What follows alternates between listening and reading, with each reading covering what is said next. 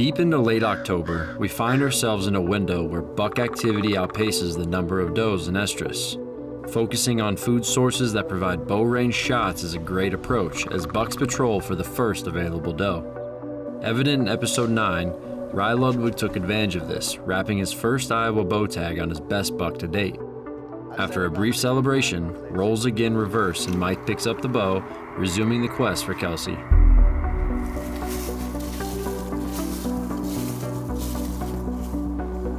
Hey guys, it's October 30th, Sunday afternoon. Nice and warm again today. It's about, 62 degrees. Overcast, we have a little front blowing through.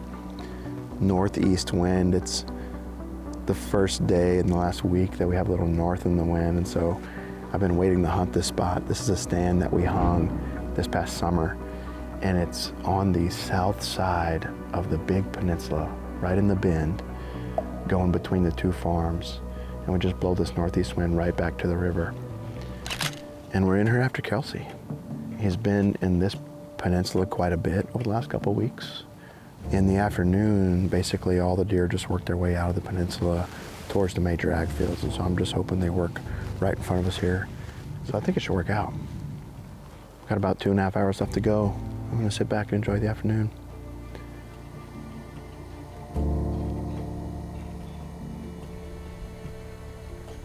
That same evening, 140 miles to the southwest, Owen Reigler is hitting the stand for another round of hunting the wide nine. I got a bad feeling about today.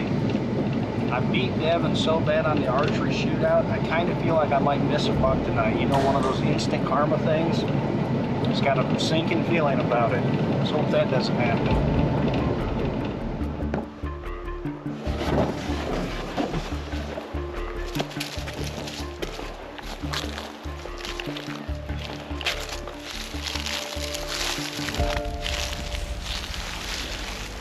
Here it is, October 30th.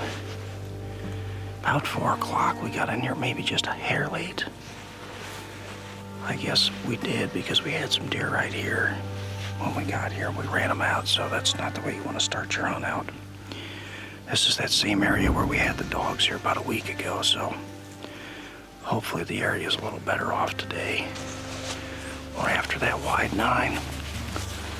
Like I've said before, I wouldn't mind hunting the other end of this crabs plot here, but you know, all of our north wind stuff's right here, and we got north-northeast, which is carrying right back like that, which is a pretty darn good wind for this spot. Anything out in front of us, we should be in good shape. They're mutilating that scrape there, that rubbing post and that scrape. They're hitting that pretty hard, so I'll have to see that. I'd like to have him posed right there, hitting that scrape, I can tell you that. Well, guys, we'll sit in here about 3 hours and see what happens.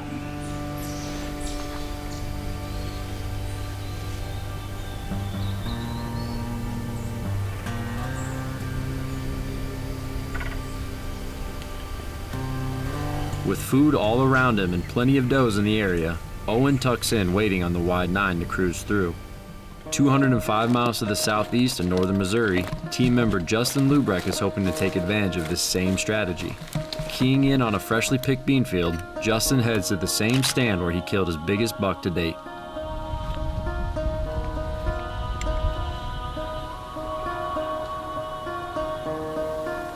Well, guys, it's the evening of October the 30th, and we're changing things up a little bit this evening as I'm hunting a farm that I haven't hunted in several years.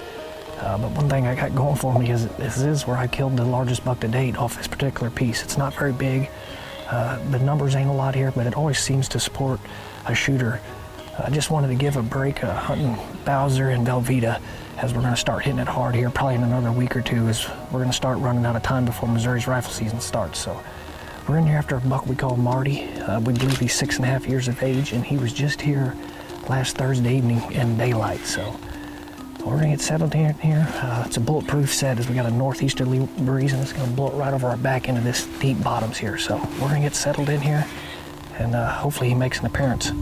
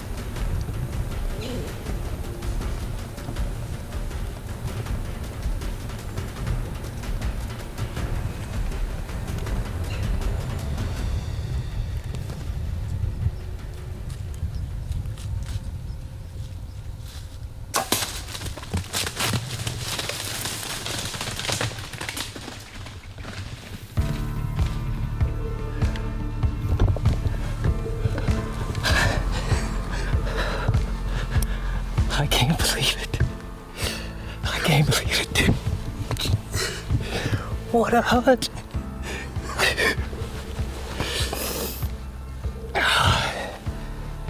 Oh my gosh. I didn't think it was gonna happen. We had, I think, 5 or 6 does step out in the field. And I didn't hear Tyler, but he was already on him when I said, hey, it's him, he's over there in the wood line. And of course, y'all seen that he stepped out, and I'm like, I've had so many encounters with bucks this year, shooters, and not making it happen. And he ran the does across the field, and then he fed straight back to us. And he walked right to the base of the tree. That's the second time that I've hunted this farm. First time in, and killed the 2 biggest bucks of my life. Unbelievable.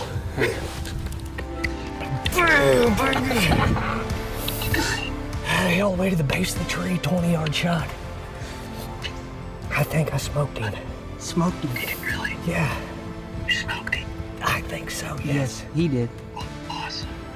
Oh, Good. thanks.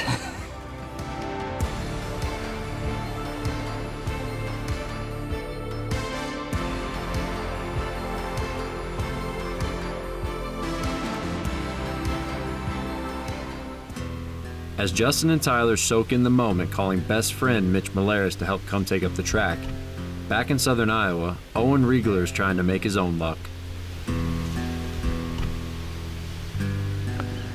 Man, it's just slow and stagnant right now. We're not seeing anything.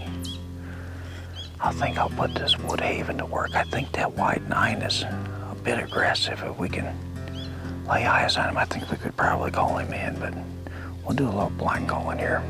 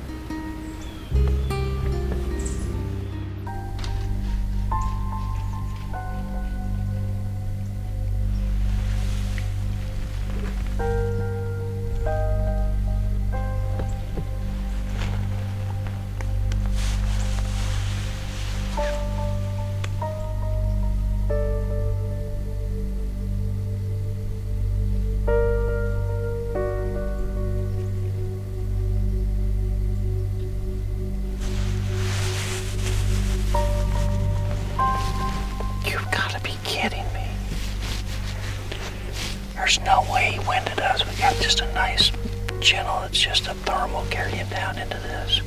Turned around and looked. He was coming down the corn, headed right for us. Like, that deer's gonna wear me out, man. Well, I guess we saw a big deer after all. And I looked back and I could see a deer moving in the corn there. I threw the binos on him and it was that wide 9. He was marching right for us and I just rattled maybe 3 or 4 minutes before that, so that's my only thinking is he just didn't like that there wasn't a deer down. We're in a really good tree from that vantage. We got good back cover. I'm behind this tree, so I don't feel like we boogered him up, but just chalk it up to big bucks. Sometimes they're lucky and good, and this time I guess he was both. We'll be back after him.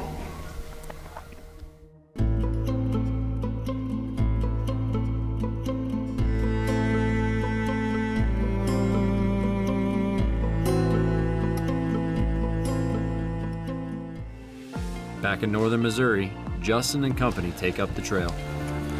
Well, guys, mean, it's just right here. We're going to check and see. I'm pretty sure after looking at the footage, I double lunged him, so he shouldn't be far up through here.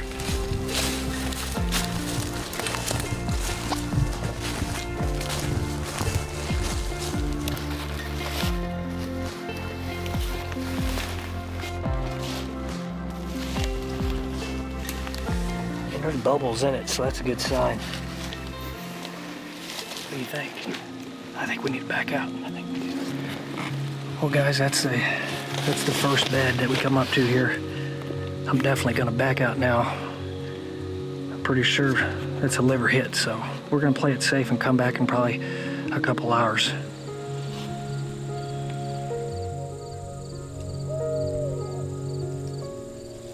Well, guys, as you can tell, we're back here this next morning here as we went and got light last night, and we didn't go, I don't know, another 25, 30 yards, and we found a bed. So we initially backed out because we were thinking it was a liver hit. So we're gonna get back on a trail here, and hopefully he didn't go far out of that first bed.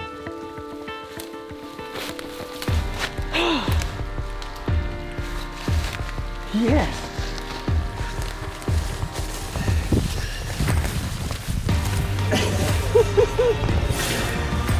Oh, man.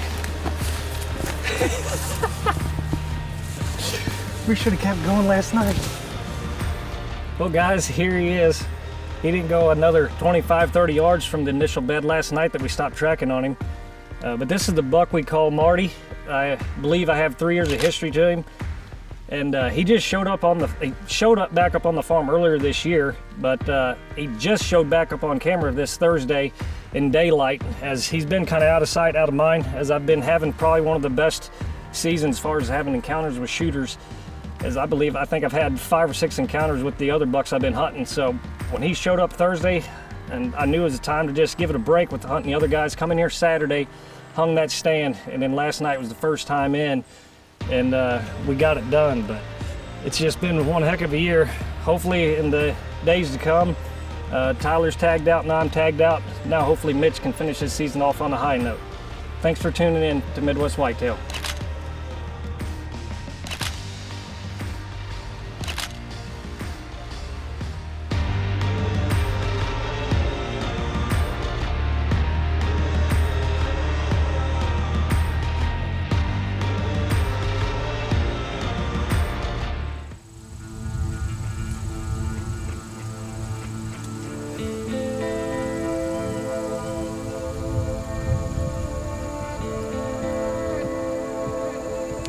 Guys, it is Halloween evening, and me and Justin just got into the tree. We're in here tonight after Rodney.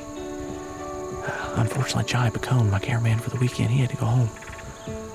But on the positive side, Justin shot a great deer yesterday evening, and he's behind the camera, and I'm hoping some of his luck carries over into tonight. I don't know how many times he's been out this year, but I guarantee you he has seen shooters more often than not when he's in the tree this year, so hoping he brought some of that luck with him. Rodney has been using this food plot the last 3 or 4 nights, and he's been daylight here. I think it was about 2 or 3 nights ago, and there's been a few other times he's daylighted on this plot. We've been hunting a food plot over here across the creek, kind of watching for him, hoping he would show up over there, but this just seems to be where he's coming through mostly, so hopefully tonight, with Tyler and Justin tagged out, maybe I can get a little candy in my bucket, so we'll see what happens.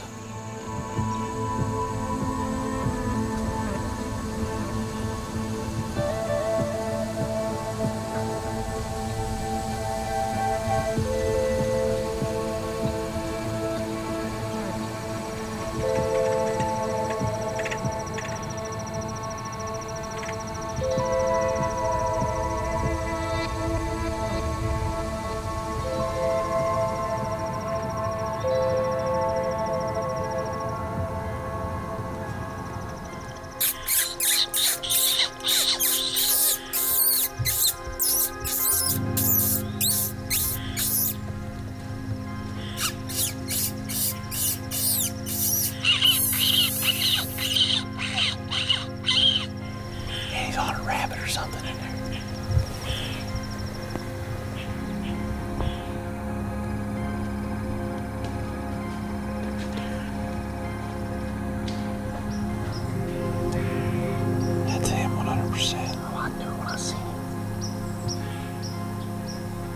That's a stud.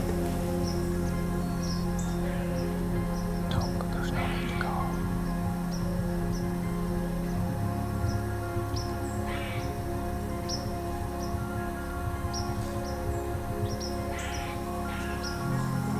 I think when that doe ran through there, I think he was bedded there. It got him up. Close but not close enough, Mitch and Justin watch as the sun sets on one of the best months in Midwest whitetail history.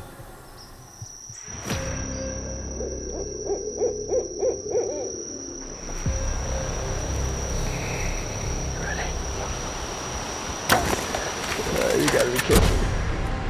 Oh my word. Talk about intense. He's dead. Oh my gosh, look at that.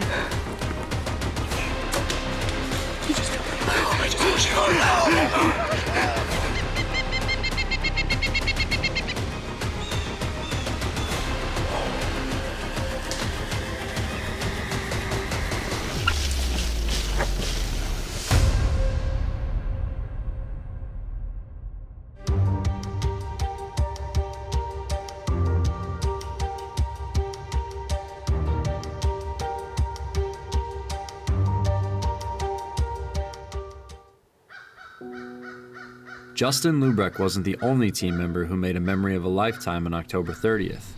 235 miles to the northeast in Illinois, Kane Gillette and his daughter Emma hit the field trying to fill a tag on her first buck ever. You got them. How crazy is that? October 31st, Halloween, and Emma is sitting behind her first buck ever. You know, super excited we got this one done. This first buck out of the way. This is one we never will forget, and we're excited we could share it with you guys. We're just closing it out, and I looked back, and I could see a deer moving in the corn there. I threw the binos on him, and it was that wide 9. Just chalk it up to big bucks. Sometimes they're lucky and good, and this time I guess he was both. We'll be back after him. I've been waiting to hunt this spot. This is a stand that we hung this past summer, and we're in here after Kelsey. In the afternoon, basically all the deer just work their way out of the peninsula towards the major ag fields, and so I'm just hoping they work right in front of us here. I've had so many encounters with bucks this year, shooters, and not making it happen. That's the second time that I've hunted this farm. First time in, and killed the 2 biggest bucks of my life. Unbelievable. We have finally made it through another year, and among deer hunters, it's a national holiday. November's Eve is here. Tomorrow, we kick off the magical month. Now is the time we take our long-awaited vacations and put our plans into action, ready to head to the best stand locations we have in the playbook. A time of expectation, bucks begin to venture forth as the chaos of the rut we've all been waiting for unfolds. As bow hunters, we live for these adrenaline-filled moments as the sound of the chase fills our minds. We are now a single sleep away from when we will again be chasing November.